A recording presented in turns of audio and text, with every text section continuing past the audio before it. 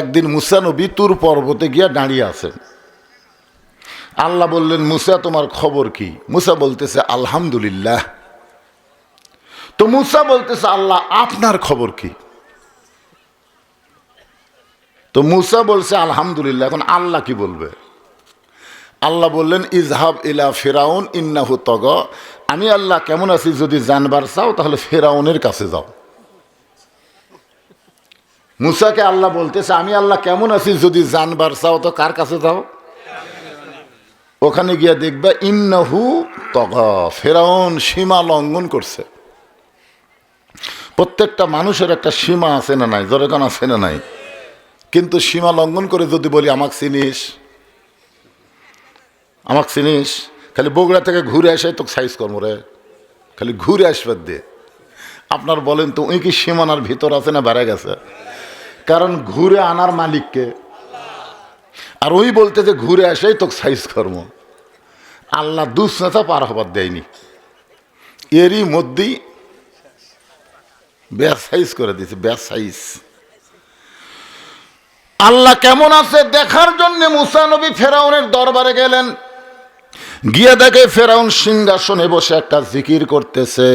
সেই জিকিরটা হলো আনা রব্বুকুমুল আলা, আমি হলাম সব চাইতে বড় আল্লাহ। সুবহানাল্লাহ, নাউযুবিল্লাহ। আমি হলাম সব চাইতে বড় আল্লাহ। কিছুক্ষণ আগে মুসা নবী তুর পর্বতে কার সঙ্গে দেখা করছে? কার সঙ্গে কথা বলছে? আর এখন ফেরাউনের কাছে যে কি দেখতেছে? এখন আল্লাহর সাথে কথা বলে আসলাম, আর আসে দেখি নিজে আল্লাহ হয়ে গেছে। মুসা নবী হাত চুলকাচ্ছে, ধরে কোন কি চুলকাচ্ছে? আল্লাহ বুঝবার পারছে কিছু একটা খেলা হবে, কারণ খেলবার গেলে তো মাজার বল থাকা লাগবে। আপনার বলেন তো মুসা নবীর হাতত শক্তি আছে না নাই? এক চর দিয়ে কার চোখের মনে উল্টে দিছে। এটা মরার সময় আপনার দেখবার পারবেন যে আসলে এক চোখ ভালো আছে, একটা উল্টে গেছে। এটা না মরলে তো আর দেখা যাবি না। কোন ফেরেশতা দেখা না গেলেও মরার সময় একটা ফেরেশতা দেখা লাগবেই। দেখবেন অনেকে গজল গায়, এবারের মতন ফিরে যাও রে আজরাইল, মিনতি করিয়া কই তোমারে। এ গজল শোনা যদি আজরাইলের অন্তর দয়া হয়, আর আজরাইল যদি ফেরত যায়, আপনার বলেন তোর চাকরি থাকবে? আল্লাহ বলবি তোকে দেয় কাম হবি না। এই জন্য আজরাইল হলো নির্দয়, যার অন্তরে কোনো দয়া মায়া নাই। সন্তানকে এতিম করে, স্ত্রীকে বিধবা করে, আপনার সবচাইতে আপন মানুষকে নিজের ইচ্ছাই না আল্লাহর ইচ্ছায় আজরাইল জান কবজ করে। জোরে বলেন কার ইচ্ছায়? আল্লাহর ইচ্ছায় জান কবজ করে। একটু মনোযোগ দেন, আপনি যতই গজল গান আজরাইল ফেরত যাবে না। আল্লাহ বুঝবার পারলেন মুসা নবী যখন হাত চুলকাই তাহলে কিছু একটা খেলা হবে। এমন সময় আল্লাহ বললেন, উদু ইলা সাবিলি রাব্বিকা বিল হিকমাহ। মুসা, আমি তো আল্লাহ কেমন আছি জানবার চাইছো, আমি তোমাকে ফেরাউনের কাছে পাঠাইছি, মারামারি করা যাবে না, হিকমত নিয়ে তুমি দাওয়াত দাও। সঙ্গে সঙ্গে মুসা নবী বললেন, লা ইলাহা ইল্লাল্লাহু মুসা কালিমুল্লাহ। ফেরাউন সিংহাসন থেকে লাফ দিয়ে বলে, মুসা রে, আমার রাজত্বের মধ্যে তোর আল্লাহর জিকির চলবে না। তোর আল্লাহর জিকির যদি করবার চাস তোর আল্লাহর জায়গাত যা। আজকে বাংলাদেশে আল্লাহর জায়গা কোনটা? জোরে খান। নামাজ সম্পর্কে আলোচনা শুনবেন, মসজিদে কেবলমাত্র আল্লাহর ঘর। আপনাদের প্রসাদখালিতে আল্লাহর জায়গা কতটুকু? একজন কয় হুজুর 4 শতক, অন্য জায়গায় আছে 10 শতক। এই সর্বমোট 14 শতক হলো আল্লাহর, আর বাদ বাকি সব আমাদের। অথচ আমরা ছোটবেলা গজল শুনেছি, পরের জায়গা পরের জমি, সবাই বলেন পরের জায়গা পরের জমি, ঘর বানায় আমি রই, আমি কিন্তু জায়গার মালিক নই। জমিদারের ইচ্ছা মতন, জমিদারের ইচ্ছা মতন দেই না জমিন চাষ, তাই তো ফসল ফলে না রে দুঃখ 12 মাস। আমি খাজনা পাতি সবই দিলাম, তবু জমিন হয় যে নিলাম, এই দুঃখের কথা কারে কই, সবাই বলেন পরের জায়গা পরের জমি, ঘর বানায় আমি রই, আমি কিন্তু জায়গার মালিক নই। জায়গার মালিককে দিছেন কতটুকু? একটু মনোযোগ দিয়ে কথাগুলো শুনবেন। সঙ্গে সঙ্গে ফেরাউন বলতেছে ধর, আমার রাজত্বের মধ্যে মুসা তার আল্লাহর জিকির করতেছে, ধর। মুসা বলতেছে আল্লাহ, ফেরাউন আমাকে ধরবার চাই, আমি এখন কি করব? আল্লাহ বলে দৌড়া। মুসা বলতেছে আল্লাহ, এটা একটা কাম করলা, ওই আমাকে ধরবার আসতেছে, আমি ওকে ধরি। আল্লাহ বলতেছে না, এই মুহূর্তে দৌড়া, 24 সালের 5ই আগস্ট ধরা হবি। ধরে কোন কথা ঠিক কিনা? তারা আগে একটু দৌড়া দৌড়ি করা লাগবে। ধরে কোন কথা ঠিক কিনা? আমরা 15.5 বছর মুসার দল ধরা করছি, খালি দৌড়া দৌড়ি, খালি দৌড়া দৌড়ি, ঠিক মতো বাড়িতে থাকবার পারিনি, ঠিক মতো বাড়িতে থাকা যায়নি। হাইরে দৌড়ান ভাই। আল্লাহ বলে মুসা দৌড়া, মুসা দৌড়ায় আল্লাহর হুকুমে। আর ফেরাউন জনগণকে বলতেছে মুসা আমার ভয়ে দৌড়াই। আপনারা বলেন তো মুসা দৌড়াই কি ফেরাউনের ভয় না আল্লাহর হুকুম? ফেরাউন তার সাঙ্গ পাঙ্গ নিয়ে মুসা নবীর পিছনে পিছনে, ফেরাউন সামনে সামনে, এমন একটা জায়গার সামনে আর দৌড়ানোর কোনো রাস্তা নাই। জায়গাটার নাম হলো সাগর। জোরে বলেন নাম কি? ফেরাউন 3 দিকে ঘিরে ধরে বলতেছে মুসা রে, এখন আর দৌড়াবি না। কিছুদিন আগে ভারতের একজন উগ্রপন্থী মন্ত্রী বলেছে বাংলাদেশের মৌলানারা প্রত্যেকটা মাহফিলে বলতেছে সব দেখা হলো শেষ, আগামীতে দেখবো আল্লাহর কোরআনের বাংলাদেশ। এই হুজুররা জানি না যে 3 দিকে ভারত, একদিকে সাগর। একবার যদি ভারত খেপে টুপিয়া সাগর ধরে, এরা পলানার রাস্তা পাবি না, সাগর চুপড়ে মরা লাগবে। আপনারা বলেন তো, সাঁতার যদি জানে তা পানি খাওয়া লাগবে? কথা কন না কেন? সাঁতার জানলে পানি খাওয়া লাগবে? তো এখন ইঞ্জিনিয়ার সাহেব নদী পার হবে, দেখে নদীর কিনার মাঝি ঘুম পাড়তেছে। ইঞ্জিনিয়ার বলে মাঝি আমি একটু এপার থেকে ওই পারে যাব, তুমি পার করে দিবে। মাঝি বলে এটাই তো আমার কাম, ওঠেন। তো ইঞ্জিনিয়ার নদীতে নৌকায় উঠি জিজ্ঞাসা করতেছে মাঝি, তুমি সারাদিন কত মানুষ পারাপার করো, তার অঙ্ক হিসাব জানো? মাঝি বলতে স্যার আমি মূর্খ মানুষ, হিসাব জানি না। ইঞ্জিনিয়ার বলে যে বেটা হিসাব জানে না তার জীবন হলো 4 আনা মাটি। কয় আনা মাটি? 16 আনার মধ্যে 4 আনা শেষ। নৌকা কিছু দূর যাওয়ার পর ইঞ্জিনিয়ার বলতেছে ও মাঝি, এই নৌকা সর্বপ্রথম কে তৈরি করেছ? তুমি কি তার ইতিহাস জানো? মাঝি বলতেছে মূর্খ মানুষ, আমি তো ইতিহাস জানি না, তবে আমার বাড়িতে পাতি হাঁস আছে, 2টা রাজহাঁস আসিল, শিয়াল ধরে খাসে। ইঞ্জিনিয়ার বলে আমি কই কি? আর কয় কি রে? যেই বেটা ইতিহাস জানি না তার জীবন হলো 8 আনা মাটি। কিছুদূর নৌকা যাওয়ার পরে এবার ইঞ্জিনিয়ার বলে মাঝি তুমি কি বিজ্ঞান জানো? বিজ্ঞান? এই নৌকাটা পানির উপর কেমনে ভাসতেছে এই বিজ্ঞান কি তুমি জানো? মাঝি রাগ করে বলতেছে আমার বইয়ের মিরকে বেড়াম আছে, মাঝে মধ্যে অজ্ঞান হয়, আমি তো বিজ্ঞান বুঝি না। ইঞ্জিনিয়ার বলে বেটারে যেই বেটা বিজ্ঞান জানে না তার জীবন হলো 12 আনাই মাটি। নৌকা তখন নদীর মাঝখানে, হঠাৎ পূর্ব আকাশে কালো মেঘ করে উঠছে ঝড়, এত জোরে ঝড় উঠছে নৌকা খালি নদীর মাঝখানে টলমল টলমল করতেছে। এবার ইঞ্জিনিয়ার বলে মাঝি রে, যেই জোরে ঝড় উঠলো নৌকা বুঝি ডুবে যায়। মাঝি বলতে ডুবুক নৌকা, আমার টেনশন নাই, ডুবুক। ইঞ্জিনিয়ার বলে পাগল নাকি? নৌকা ডুবলে আমি মরে যাব, কারণ আমি ইঞ্জিনিয়ার, তো সাঁতার জানি না। মাঝি বলতেছে আমি সাঁতার জানি। তুমি অঙ্ক জানো, তুমি ইতিহাস জানো, তুমি বিজ্ঞান জানো, কিন্তু সাঁতার জানো না। নদীর মধ্যে উঠবা, নৌকায় সাঁতার জানবা না, তোমার জীবন হলো 16 আনাই মাটি। জোরে কোন কথা ঠিক? যে কোরআনের তাফসীর শুনতেছেন, এই কোরআন হলো সাঁতার জানা।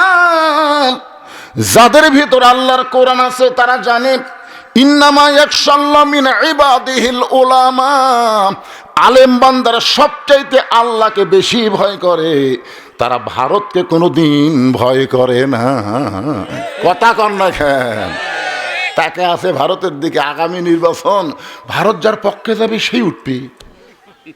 আর কি মারতিছে, আমরা ভারত গুনি না, যখন কি করি না, গুনি না। ভারত কি রে নেংটির বাচ্চারা, তোরা কি করবি? আমি এক ওয়াজে বলছিলাম, ভারত যদি বেশি মাস্তানি করে বাংলাদেশে ঢুকবার চাই, তোমরা 2.5 হাত লাঠি থুবা আর ট্যারের মধ্যে একটা খুর থুবে। ওরা ঢুকবি, লাঠি দিয়ে পাড়ে ফেলে দিবে, খুর দিয়ে কেটে দিবে। এ ওয়াজটা এতই ভাইরাল ভারতে হবে, বুঝলেন? হিন্দুরা এই বক্তাকে রে, এই তো খুর দিয়ে আমাকে আগা কাটা দিবি আর লাঠিতে ঠাসিয়ে দিবি। ওরে বাবা রে,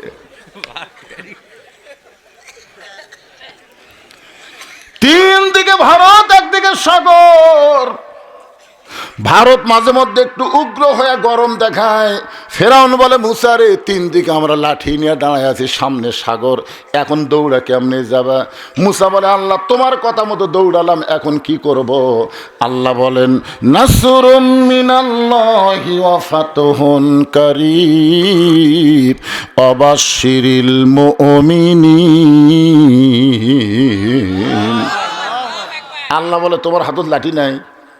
মুসা বলতেছে, আল্লাহ একটা লাঠি নিয়ে এতগুলা লাঠি সামনে। আল্লাহ কয়, পাগলা, ওদের লাঠি মারা লাগবে না, নদীত মার, সাগরে লাঠির আঘাত করো। মুসা নবী যেই মাত্র সাগরে লাঠির আঘাত, সঙ্গে সঙ্গে আল্লাহ তাআলা 12 লাইন রাস্তা বানায় দিছে। মুসা নবী তার সঙ্গীদের নিয়ে সবচাইতে বড় রাস্তার মধ্যে গিয়া এক নিয়তে 4 রাকাত নামাজ আদায় করে শুকরিয়া তান। আল্লাহ বলে, হাবিব, ওই সাগরের তলদেশে মুসা নবীকে 4 রাকাত নামাজ আদায় করলো, ওই নামাজটা আমি আল্লাহর কাছে এতই ভালো লাগলো, আপনার উম্মতের জন্যে আসরের 4 রাকাত ফরজ করে দিলাম। আপনার উম্মতেরা আসরের 4 রাকাত ফরজ নামাজ যখন জামাতের সঙ্গে আদায় করবে, আমি আল্লাহ মুসার মতো সওয়াব দিয়া দিব। আসরের ফরজ হলো 4 রাকাত।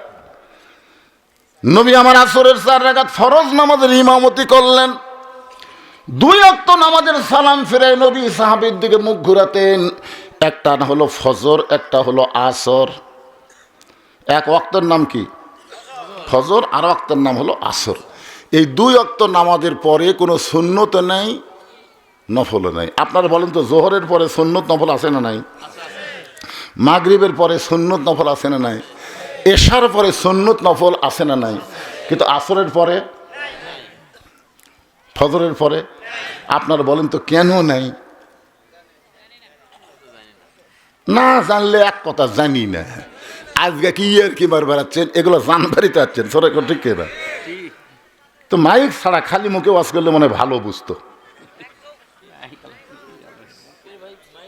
কিরে, আপনার বুঝবার পারতেছেন? বুঝবার পারতেছেন? যে রকমই হোক, ভং ভং করুক আর ভোঁ ভোঁ করুক আর ফ্যাট ফ্যাট করুক, বোঝা যাচ্ছে তো? আলহামদুলিল্লাহ। আপনারা বুঝবার পারলেই হলো। ভালো হবি না মানে নামাজের ওয়াজ হচ্ছে, আল্লাহ তো ভালো করে দিবে। নামাজ কার? আমাদের না আল্লাহর? হ্যাঁ, নামাজ শুধুমাত্র আল্লাহর জন্যে। একটু মনোযোগ দিয়ে শুনবেন। আসরের নামাজ পড়ে নবী সাহাবীর দিকে মুখ ঘুরে দাঁড়িয়ে গেলেন। মুখ ঘুরে দাঁড়িয়ে গেলেন। আবু বকর বললেন, ইয়া রাসূলুল্লাহ, আজকে আসরের নামাজের পরে আপনি আপনার জীবনের সবচাইতে গুরুত্বপূর্ণ ওয়াজ করবেন, ওই মেম্বরে বসে আপনি ওয়াজ করেন। রাসূল বলে, আবু বকর, আজকের গুরুত্বপূর্ণ ওয়াজ আমি বসে করতে পারবো না, আমি দাঁড়িয়ে দাঁড়িয়ে তোমাদেরকে দেখাবার চাই। সব সাহাবী চমকে গেছে, ওরে বাবা রে, এতদিন আমরা ওয়াজ শুনেছি, আজকে রাসূল বলতেছে শোনাবার পারবো না, আমি তোমাকে দেখাবার চাই। আপনার বলেন তো, ওয়াজ শোনা আর ওয়াজ দেখা এই দুইটা কি এক?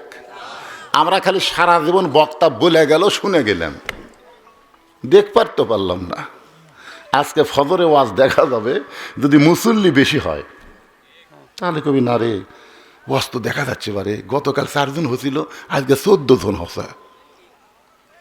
কিন্তু যদি দেখা যায় যে আজকে ওয়াজের ঠেলা, গতকাল 2 জন হয়েছিল, আজকে খালি মুয়াজ্জিন ছাড়া কেউ নেই। কি বুঝতেছেন? আল্লাহ রাসূল মেহরাবের মধ্যে ঢুকলেন। নবী যে জায়গায় দাঁড়িয়ে ইমামতি করেন সেই জায়গাটার নাম হলো মেহরাব। জোরে বলেন নাম কি? যারা হজ করেছেন তারা জানেন মসজিদে কেবলাতাইন আর মসজিদে কুবাই কিন্তু মেহরাব নাই। এই দুইটা মসজিদের মধ্যে মেহরাব নাই, কারণ তখন মেহরাব বানানোর কোনো দরকারই পড়ে নাই। মেহরাব তৈরি হয়েছে কোরআনের একটা আয়াত নাজিল হওয়ার পরে। আল্লাহ বললেন, ইয়া আইয়ুহান নাবিয়্যু হারজিল মুমিনিন আলাল কিতাল। ওগো নবী, আপনার উম্মতদের নিয়ে, সাহাবেদের নিয়ে শুধু কাতারবদ্ধ হয়ে নামাজ পড়লে হবে না। যারা আপনাকে ইক্তিদা করে, ইমাম বিশ্বাস করে, কাতার সোজা করে নামাজ পড়ে, তাদেরকে স্ট্যান্ডিং সৈন্য হিসাবে, আর্মি হিসাবে গড়ে তোলে। খালি কাতার সোজা করো, কাতার সোজা করো, খালি কাতার সোজা করে নামাজ পড়লে হবে না, তাদেরকে সৈন্য হিসাবে গড়ে তোলেন। একথা কার? কারণ যে কোনো সময় মক্কার কাফেরেরা মদিনা আক্রমণ করতে পারে, আর মদিনা যখন আক্রমণ করবে তখন দোয়া দিয়ে, দরুদ দিয়ে আপনি মদিনা রক্ষা করতে পারবেন না। ওই কাফের বেঈমানদের বিরুদ্ধে সাহাবীদেরকে নিয়ে অস্ত্র ধরা লাগবে। একথা কার? তার মানে কি বুঝতেছেন? খালি মেসওয়াক করে, খালি দস্তরখানা ফেলে, খাওয়ার পরে দই মিষ্টি শূন্য, এইগুলো করে ইসলাম বাঁচানো যাবে না ভাই। ইসলাম বাঁচাতে গেলে বাতিলের বিরুদ্ধে আমাদেরকে জিহাদ ঘোষণা করা লাগবে। জোরে কোন কথা ঠিক কি না? আপনাদের এই এলাকায় বাতিল কি? বাতিল বোঝেন আপনারা? আল্লাহ কোরআনে বললেন, কুল জাল হক ওয়া যাহাকাল বাতিল ইন্নাল বাতিলা কানা যাহুকা। সর্বপ্রথম এই মেহরাব তৈরি করে রাসূল বললেন, মেহরাবটা শুধু ইমাম দাঁড়ায়া নামাজ পড়ার জন্য না, এই মেহরাবটা হলো অস্ত্র রাখার জায়গা। জোরে কোন সুবহানাল্লাহ। তাহলে আপনারা কি বুঝলেন মেহরাব মানে কি? অস্ত্র রাখার জায়গা। এইটা যদি এখন আমি বলি আর এই ভিডিও ম্যানেরা যদি ছাড়িয়ে দেয়, তাহলে আগামীকালই আমার বিরুদ্ধে অ্যাকশন শুরু হবে। কেরে ই তো জঙ্গি, মানে যুদ্ধের কথা যারা বলবে তারাই জঙ্গি। বাতিলের বিরুদ্ধে লড়াই করতে হবে ভাইজান। আমি আবার আমার নিজের জীবন এটা প্রমাণ, বুঝলেন? নিজের জীবন। আমি পাশে আপনাদের কি শান্তিরাই বলেছি যে ড্রাইভার আমাকে গাড়ির থেকে নামা দিল, আমি গেট খুলে বাসায় যাব, ইতিমধ্যে দেখি আমার গেটের পাশে যে আমের গাছ আছে, অট্টলি সাইডে কুত্তে। আমার এই কালো জুব্বা দেখে ওরা খেপে গেল, ওরা সাইডে খাড়া হয়ে আমার খাও খাও করে ধরলো। আমি যত দোয়া দরুদ আছে পড়ি, কিন্তু ওরা লড়ে না। শেষ পর্যন্ত দেখলাম কুত্তা খেদানোর একটা আয়াত আছে, ইন্নাহুম ইয়াকিদুনা কাইদা ওয়া আকিদু কাইদা। এই আয়াতটা ঠেলার পরে যখন বললাম, এক কুত্তা এসে আমার জুব্বা দিল কামড়। তখন আমি কইলাম, কে রে, দোয়া দিয়ে, দরুদ দিয়ে, আয়তাল কুরসি দেওয়া হয় না? কোরআনের আয়াত পড়লেও কুত্তা লড়ে না। তখন আমার ইমান বলতে যে, হুজুর আপনার মুখত খালি দোয়া আছে, কিন্তু আপনার হাতত লাঠি নেই। খালি লাঠি থাকলে দোয়া লাগে। এক কুত্তার পাতাত বাড়ি মারলে বাকি 3টে এমনি দৌড় মারবে। বাংলাদেশের মুসলমানের মুখে খালি দোয়া আছে, কিন্তু হাতত লাঠি নাই। লাঠি থাকলে হাসিনার মতন ফ্যাসিস্ট এই বাংলাদেশে নতুন করে আসতে পারবে না। জোরে বলেন কথা, কথা বলেন না কেন ভাইজান? কথা বলা লাগবে। ভারত পায়তারা করতেছে, ভারতের একটা পুতুল আমাকে দেশত বসাবি। আপনারা ভোটের দিনে খালি ভোট দিলে হবে না, হাতত একটা করে মাল থোয়া লাগবে। কথা বলছেন, কথা কর না কেন? আয় আজকে খালি ভোট দিবার আসিনি, কুত্তা খেতা মারাচ্ছে। ধরে কর কথা ঠিক করে?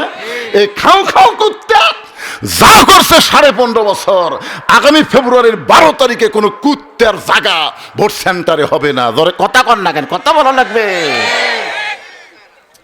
মনে করতেছেন খালি ওয়াজ করবার আছে? আপনাকে সাইজ করবার আছে, সাইজ হওয়া লাগবে না? হ্যাঁ, আল্লাহ কোরআনে বলেন, ইন্নাল্লাহা ইয়ামুরুকুম আন তুআদ্দুল আমানাতি ইলা আহলিহা ওয়াইদা হাকামতুম বাইনান নাস আন তাহকুমু বিল আদল। আল্লাহর নবী আস্তে করে মেহরাবের মধ্যে ঢুকলেন। মেহরাবের ভিতরে ঢুকে নবী একটা থলিয়া, একটা ব্যাগ বের করলেন। সাহাবেরা বলে, রাসূলুল্লাহ, জীবনের সবচেয়ে গুরুত্বপূর্ণ ওয়াজ আমাদের শোনাবেন, কিন্তু হুজুর ওয়াজটা না শুনে আপনি একটা থলিয়া বের করলেন। আল্লাহ রাসূল সাহাবীদের প্রশ্নের কোনো উত্তর না দিয়ে ওই ব্যাগের ভিতর থেকে একটা জিনিস টেনে টেনে বের করতেছেন। ওসমান গনি বলে, রাসূলুল্লাহ, যেই জিনিসটা থলিয়ার ভিতর থেকে আপনি বের করলেন, এইটা তো আপনার পরনের একটা জুব্বা হিসাবে দেখতে পাই। ওগো আল্লাহর নবী, এই জুব্বার মধ্যে এমন কি ওয়াজ আছে আমরা সকলে মনোযোগ দিয়ে শুনতে চাই। রাসূল বললেন, তাহলে শোনো, এই জুব্বা দুনিয়ার সাধারণ কোনো জুব্বা নয়। এই জুব্বা পরে কাবার পাশে আমি ঘুমিয়েছিলাম। আমি নবী যখন এই জুব্বা পর অবস্থায় ঘুমিয়ে অচেতন, এমন সময় ফেরেশতা জিবরাইল আমাকে ঘুম থেকে করলো চেতন। ফেরেশতা জিবরাইল পায়ের তালুতে চুমু দিয়া আমি ঘুম থেকে চেতন পাই। এই জুব্বা পর অবস্থায় জমজমের কূপের পানি দিয়ে আমি অজু করেছি। সাহাবীরা রে, এই জুব্বা পর অবস্থায় বোরাকের পিঠে করে আমি বাইতুল মুকাদ্দাসের ভিতরে গেলাম। বাইতুল মুকাদ্দাসের মধ্যে গিয়া আমি নবী 2 রাকাত নামাজের ইমামতি করলাম। সুবহানাল্লাহ। রাসূল বললেন, এই জুব্বা দুনিয়ার সাধারণ কোনো জুব্বা নয়। এই জুব্বা পর অবস্থায় সমস্ত নবী রাসূল আমাকে ইমাম মেনে তারা আমার পিছনে ইক্তেদা করলো। আমাকে আল্লাহ তাআলা ডিগ্রি দিলেন ইমামুল আম্বিয়া, ইমামুল মুরসালিন। এই জুব্বা পরে আমি বোরাকের পিঠে করে 7 আসমান পাড়ি দিলাম। এই জুব্বা পর অবস্থায় রফরফে পাড়ি দিয়া আমি সিদরাতুল মুনতাহা অতিক্রম করে এই জুব্বা পর অবস্থায় আমি আল্লাহর আরশে গেলাম। আল্লাহর আরশে গিয়ে আল্লাহ পাক আমার সঙ্গে মেরাজ করলো, সাক্ষাৎ করলো। এই জুব্বা পর অবস্থায় আল্লাহ আমাকে 5 ওয়াক্ত নামাজ দিল। সেই নামাজ নিয়ে আবার দুনিয়াতে ফেরত আসলাম। আমি মেরাজ ঘটানোর পর থেকে এই জুব্বাটার কোনোদিন আমি পরি নাই। আমি যত্ন করে এই থলিয়ার মধ্যে রাইখে দিয়েছি, কারণ আমি নবী থাকবো না। আমি নবী অচিরেই দুনিয়া থেকে চলে যাব। আমি যাব এই দামি জুব্বা নিয়ে যাব না। এইটা তোমাদের মধ্যে কাউরে না কাউরে আমি দিয়া যাব। যেই বলছে এই জুব্বাটা আমি নিয়ে যাব না, এত দামি জুব্বা, এই জুব্বাটা আমি তোমাদের মধ্যে কাউরে না কাউরে দিয়ে যাব। এতক্ষণ প্রত্যেকটা সাহাবী বসেছিলেন, এবার তারা সাইজ হয়ে বসে গেলেন। এতক্ষণ বসেছিলেন, এবার সাইজ হয়ে বসলেন। আপনার বলেন তো বসা কয় রকম? এতক্ষণ বসে আছিল, কিন্তু এবার সাইজ হয়ে বসছে।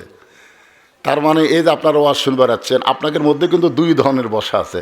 একটা বসার নাম হলো আলগা বসা। ধরে কোন কি বসা? আলগা, এরকম আলগ হয়ে থাকে। ওয়াজ যদি সাটে তাহলে ডাবে, না সাটলে যায় আর কয় হচ্ছে না। এরার নাম হলো আলগা বসা। আর একটা বসার নাম হলো ডাবা বসা। এরা বক্তার আকর্ষণে আসে না, এরা আসে আল্লাহর কোরআনের আকর্ষণে। ধরে কোন সুবহানাল্লাহ। কোরআন হাদিস থেকে গুরুত্বপূর্ণ কথা হবে, এরা ডাবা ডাবা খালি শুনতেই থাকবে। রাসূল বললেন, এই জুব্বা আমি নিয়ে যাব না, এটা তোমাদের মধ্যে কাউরে না কাউরে দিয়ে যাব। সবাই ডাবা বসা চিন্তা করতেছে, কে এই জুব্বা নবী কাক দিবে? এত দামি জুব্বা নবী কোন সাহাবীরে দিবে? নবীর সবচাইতে নিকটে যে সাহাবী বসে আছেন তার নাম হলো আবু বকর। জোরে বলেন, তার নাম কি? আবু বকর মনে মনে চিন্তা করে, এই জুব্বা বুঝি নবী আমাকেই দিবে, এই জুব্বা বলি নবী আমাকেই দিবে। কারণ আল্লাহ নবী নিজেই বলেছেন, আল্লাহর পরে এই দুনিয়াতে কেউ যদি আমার দোস্ত থাকে, এই দোস্তের নাম হলো আবু বকর সিদ্দিক। এই কথাটা কখন বলছে জানেন? যখন আল্লাহ তাআলা নবীকে হিজরতের হুকুম দিলেন। আল্লাহ রাসূল সর্বপ্রথম যার দরজাত গেলেন তার নাম কি?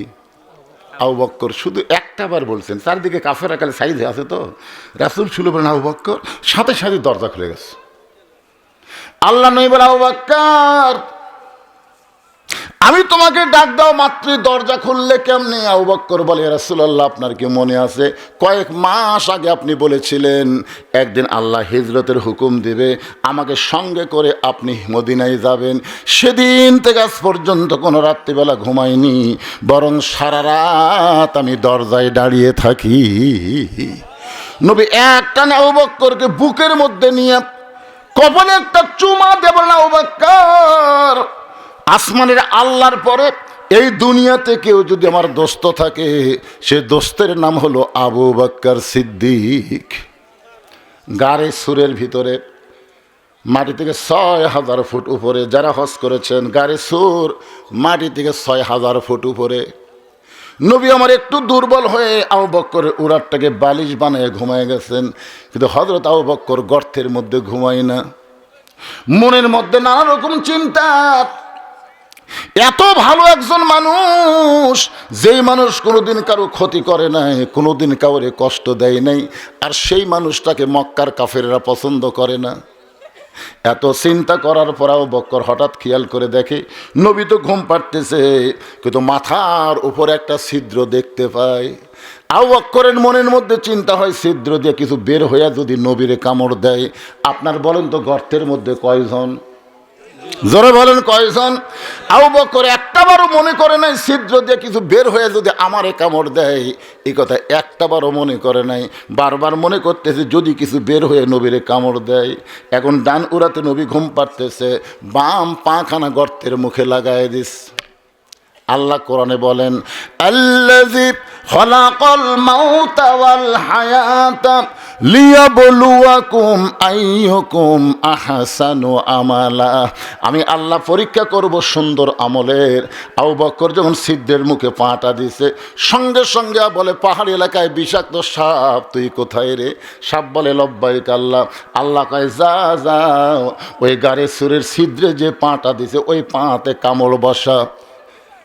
আল্লাহর হুকুমে বিষাক্ত সাপ বিষ নিয়ে আবু বকরের পায়ের তালুতে যখন কামড় দেয়, সঙ্গে সঙ্গে বিষটা চলে আসছে কলিজায়। আবু বকর বলে, সাপরে তুই কামড় দিলি, বিষটা কলিজায় আসলো, তুই মনে করলি আমি পা টান দেব, আমি মরে যাব, কিন্তু পা টান দিয়ে আল্লাহর নবীকে কামড়ানোর সুযোগ পাবি না। সাপটা বলতেছে, আল্লাহ কামড় দিলাম কিন্তু পা তো টান দেয় না। আল্লাহ বলে, আবার কামড় মার। সাপটা যখন আবার কামড় মারছে, আবু বকর বলে, সাপরে একবার কামড় দিয়ে তোর মনের আশা পূরণ হলো না, তুই আবার কামড় দিলি, তুই মনে করছিস আমি পা টান দেব, আমি মরে যাব, কিন্তু আমার পা আমি টান দেব না। সাপটা বলে, আল্লাহ দুইবার কামড় মারলাম, এরপরও যখন পা টান দেয় না, কি করব? আল্লাহ বলেন, আবার কামড় মার, আবার কামড় মার, আবার কামড় মার। কিতাবের মধ্যে আছে 5বার সাপটা কামড় মারছে। বিষের যন্ত্রণায় আবু বকরের গোটা দেহ থরথর করে কাঁপতেছে। হঠাৎ অসতর্ক মুহূর্তে এক ফোঁটা চোখের পানি নবীর গাল মোবারকে পড়েছে। নবী আমার ঘুম থেকে চেতন পায়, বলে, আবু বকর, বাড়ির কথা মনে করে কাঁদতেছো, বিয়ে বাচ্চার কথা মনে করে কাঁদতেছো? আবু বকর বলে, রাসূলুল্লাহ, আমার কলিজা চিরে যদি আপনাকে দেখাতে পারতাম, আমার কলিজার মধ্যে আল্লাহ নবী ছাড়া আর কারো জায়গা নেই। তাহলে কি জন্য কাঁদতেছো? বলে, ছিদ্রের মুখে পাটা দিছে, কি জানো বারবার কামড় দেয়। আল্লাহ নবী বলে, আবু বকর, বিষাক্ত সাপ তোমারে কামড় দিছে, পাটা টান দাও, তোমার চোখের পানি পড়তেছে, একটা বার কি তুমি আমার ঘুম থেকে ডাক দিবা না? আবু বকর বলে, নবী গো, আমার জীবনের চাইতে আপনার ঘুমের দাম বেশি। সঙ্গে সঙ্গে নবী বলে, আল্লাহ